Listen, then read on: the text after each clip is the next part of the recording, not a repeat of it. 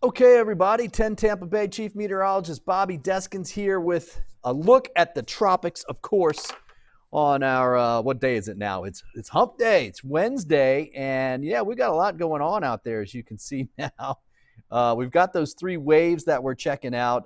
The one up to the north, let's just go right off the top. Right off the top, the main one to watch is that one in the center on the bottom, and even that looks like it's going to recurve, so it's not an issue for us here in Florida. In fact, even Bermuda, it's going to get closest to them. It's probably not going to be too much of an issue for them.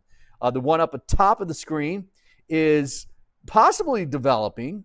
It might even be subtropical, not tropical, just because of where it's at and cooler water. But that's going to move out to the northeast or kind of zip around. It's not going to stay out to sea. It's not going to be an issue.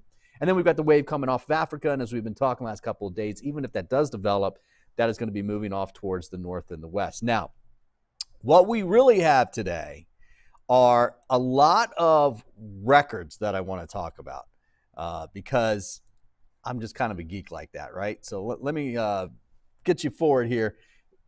You know it's been quiet, right? We've been talking about how quiet it's been. Well, we're about ready to set some records. So just take a look at this. An August without a named storm is essentially, if we make it to midnight tonight, that's what will happen, right? It'll be all of August without a named storm. We have not done that except for 3 times. If that happens even tonight. We've only done it twice, 1961, 1997. 61 actually became an active season after that, but September and October. But 97 was quiet. I think we had like 8 named storms or something like that year. We had 12 named storms in 61, I think. 2022, look, if we make it to midnight tonight without a named storm, now we can get a tropical depression, but if we get something that comes up without a named storm, we're gonna tie that record, or basically, it's the third time it's ever happened. Now, separately from that, the last time we had a storm on the map, a named storm this year, was July 3rd. That was with Colin. Since that date to today, it's 59 days. Look at that. We're tied for second for the longest stretch between named storms in one season. We only have 2 days to go. Guys, it's a day and a half. And, for this kind of thing, especially for fish storms that are out there, I'm all for it. I'm like, look, I hope the NHC just drags their feet on this a little bit. My luck, though, some quick scat will fly over one of these bad boys, and they'll end up saying, oh, look what we got here, Tropical Storm Danielle. And I'll be like, nabbit, man, come on. Let us have something, right? This is the one that they'll probably have to watch more than anything else, just because it's proximity to land, right? If this is going to do anything, you definitely need to make sure that the folks in the islands can see it, right? They got a heads up. Moving to the west-northwest at 6 miles per hour. This is Invest 91. Winds are at 35 miles per hour. It actually does look a little bit better out there for today. In fact, let's zoom in and get a little bit closer. This is a visible satellite. And it now looks like a little bit of the convection is trying to get around the center. However much you want to buy these surface winds, you can see the center is kind of right in here. A lot of the convection's off to the east and northeast. But that's trying to stack up. So we're close to at least a depression. We need to get a closed low, and we need to get a central dense overcast. We need most of those thunderstorms, or at least enough of thunderstorms to cover the center rotation at the surface. So that's what they're waiting for on that. They're likely going to send recon out tomorrow, late tomorrow afternoon. So potentially, if they do, that would be the best chance that this thing gets any kind of name or anything like that, unless they just want to pull the trigger on a satellite picture from tonight. Tropical Invest 91 curving, it looks like. Don't worry about the UK Met going in towards the Turks and Caicos. Just follow all those other ones as it shows it curving and basically staying south of Bermuda. Now, 93, I got to zoom way out here. The bottom of your screen, this is 91 that we just talked about right there, okay? That is Invest 93L. That's the one that also has a high chance of developing, but it's just going to kind of swivel around out there and not really do a whole lot. So I'm not even concerned about that either.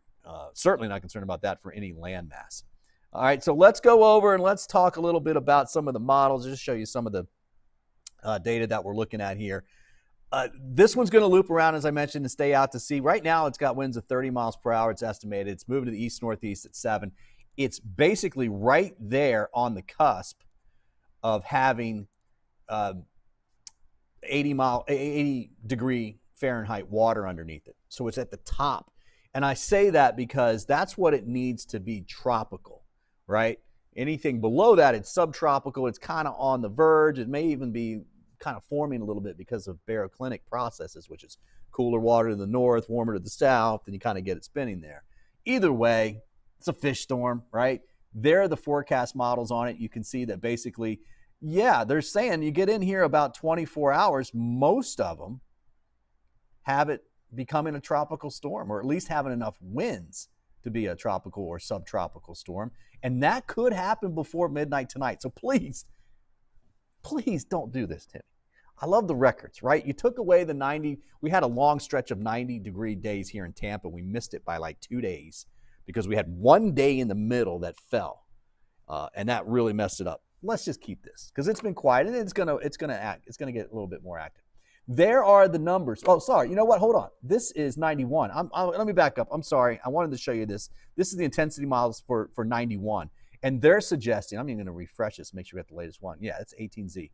That within 24 hours from now, we've got a tropical storm. That's the one down south. Sorry about that. Let me take you back to 93, which is way up there, and you can see it just kind of staying here and then taking off to the north and the east. This is the intensity forecast for 93. It's very similar to 94 or 91, but it says that about 18, 24 hours we could be looking at a tropical storm there as well too. Right? Okay, let's talk models. This is the GFS ensemble. I know you're seeing a lot here. Let's come back to the beginning. You'll see it here in just a minute. Notice, just look at Florida. You don't see a whole lot over there. Look at most of the United States. You do not see most issues for the coastal United States, which means the tropics, even if they do heat up, are not going to be a huge deal for any land masses at this particular time. So if we can get the bottom one, if we can get this to stay northeast of the islands and then recurve and stay south of Bermuda, which look at the models, look at the ensembles of the GFS. That's what they say. This one takes out. This one doesn't really do too much. We have one that actually falls off. This is a second one that's trying to come in later into next week, and that looks like it wants to follow in the footsteps of 91 and do a recurve as well. Great news there. Now, this is the European version, and you can see the same thing here. Here it comes with 91, starting to curve. This is as we get into, well, it's only going out through next week. This is Friday morning. This is Saturday morning, Sunday morning, Monday morning, Tuesday morning right there, and it's starting to curve. So this is only, don't have as much data coming out of that. So that's it, guys. Basically, right now, it's just, I'm kind of nerding out, just trying to see if we can get those records to say the completely named storm free for the month of August, and then get 61 days from one storm, Colin, to whatever the next storm. Well, Danielle's going to be the next storm. So that would be nice if we could get that record. We'll see if it happens. Hopefully, maybe you could send like pizza to the Hurricane Center or something like that. So maybe they'll be busy eating pizza and just not paying attention to some satellite data. And hopefully all the ships will avoid that area and not send in some data from it. Okay, guys, that's it. Don't forget 10 Tampa Bay at 5 o'clock. I'll have the latest on our local weather as well. Kind of quiet out there today for us. Kind of quiet again for tomorrow, but a little bit more rain on Friday. And Labor Day weekend forecast is coming up. It's pretty good. I'll have that for you coming up at 5 o'clock tonight. All right, have a great one out there tonight, guys. Enjoy.